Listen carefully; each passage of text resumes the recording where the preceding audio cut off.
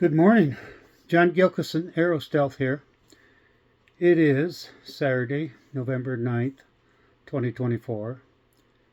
And I wrote a new blog this morning with a title of Fictional Realities. And I just published it on our Facebook page, Electric Vehicle Organization, Southern New Mexico. And you can go there and read the blog if you like. So I wanted to summarize the blog for the purposes of this video. And the title and the thinking behind it came up because I've been reading a book called Sapiens. And in it they discuss the invention of language by human species and the power it confers upon us, and over other animals. Other animals have limited language capabilities, but nothing like ours. The sheer amount of things we can discuss and symbolize in language is just incredible, and it allows us to create fictional realities. Now that may at first seem like a bad idea, but in fact it has a lot of utility. And I'll give you an example. In our economic systems, we create a legal fiction called the corporation, which is a person, basically. Corporation means corpus, the body, but it's not a real person. So none of the directors or the president or the employees can be held legally liable for products or things in a way that an individual could. So they have immunity, so to speak. Another fictional reality we have created, of course, is religion. And religion's had its utility also. Especially for morality. And it still has some utility in that regard, but the actual purported basis of religion, this idea of a deity that cannot be seen, there's no way to prove it, has long worn out its usefulness in the modern scientific world. It just has no credibility. So in our political systems also we create fictional realities. And this is another reason my thinking on all this has come up, because the election on the 5th, and I was as shocked and stunned as many of us were by the election of Trump. Now, that said, I've been purposely living in a bubble when it comes to this election. I mean, I just really didn't want to know. I just kept thinking to myself, falsely, trying to comfort myself, that certainly after 4 years of seeing what Trump did or tried to do while he was president, and afterwards, that the country just wouldn't re-elect him. That's what I wanted to believe. I wanted to believe that the voting public was better than that, and it turned out they weren't. And of course, I was appalled, and I was in shock, and I still quite haven't been able to embrace it or get my head around it. But in some respects I can, because I do understand that crowds are irrational, and that the voting public doesn't base their decision on facts, or it's mostly based on prejudice and fears and so forth, which can be easily exploited by someone like Trump, and has been. And the liberal message gets a lot more complicated. It's intellectual. It wants to do good things, um, in the sense that it wants more people to vote. It's more democratic.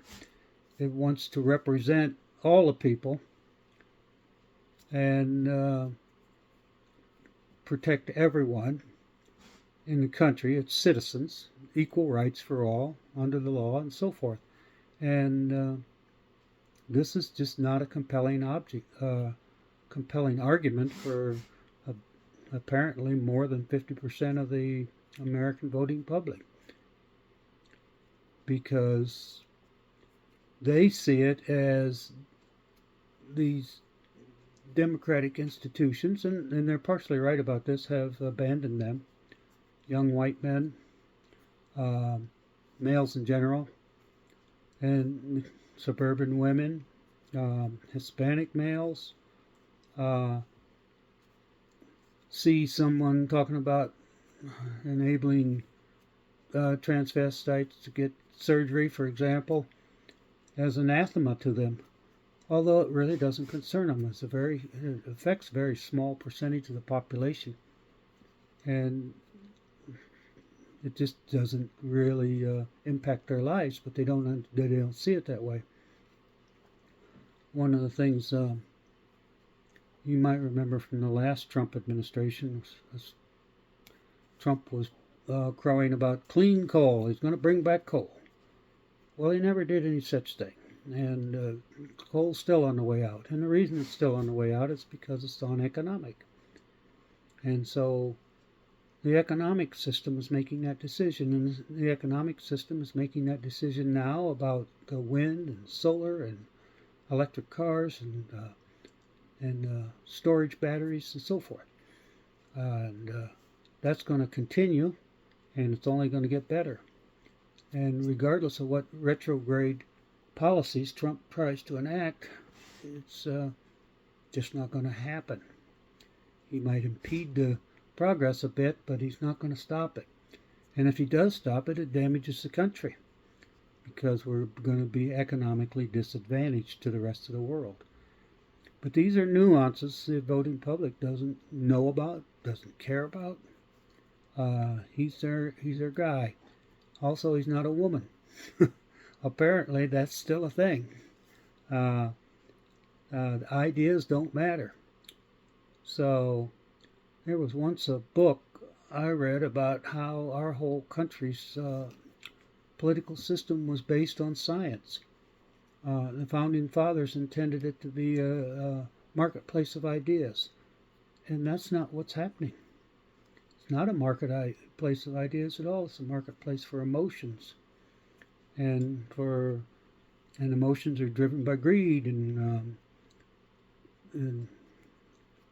self-interest, or perceived self-interest, even when that self-interest is against the person's self.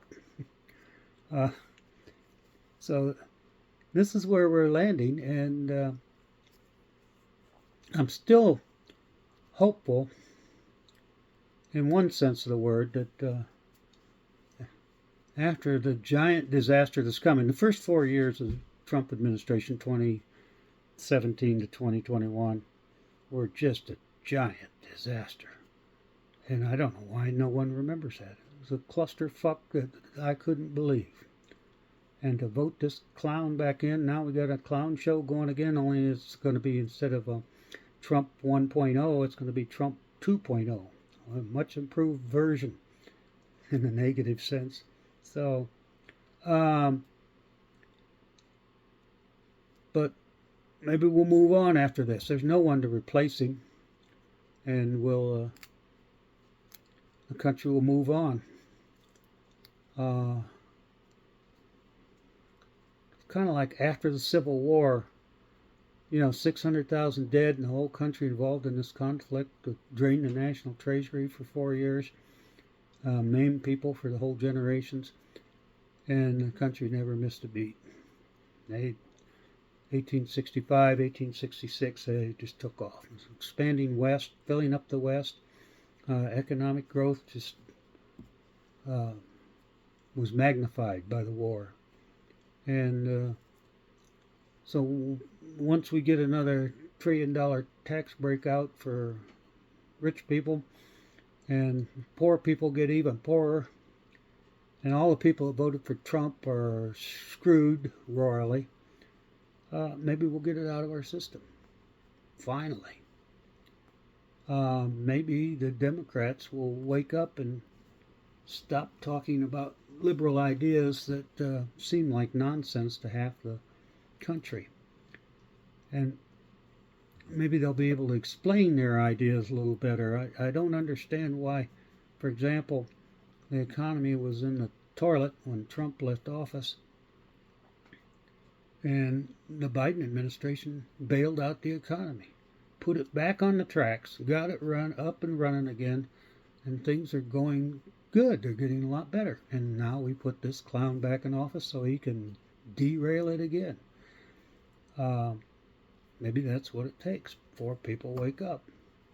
I don't know. I just don't know. I do know there's a reality out there that human minds can never completely comprehend or articulate. But the models we create of this reality, we can approach some kind of accuracy. And I think science helps us do that. I think liberal thought helps us do that. And maybe we could, at some point, fix the electoral system of this country. It wouldn't have helped with this election because Trump won the popular vote. However, I think the founding fathers stuck a real time bomb in the Constitution, and that's the Electoral College. It needs to be gotten rid of. We need to go to a popular vote. But beyond that,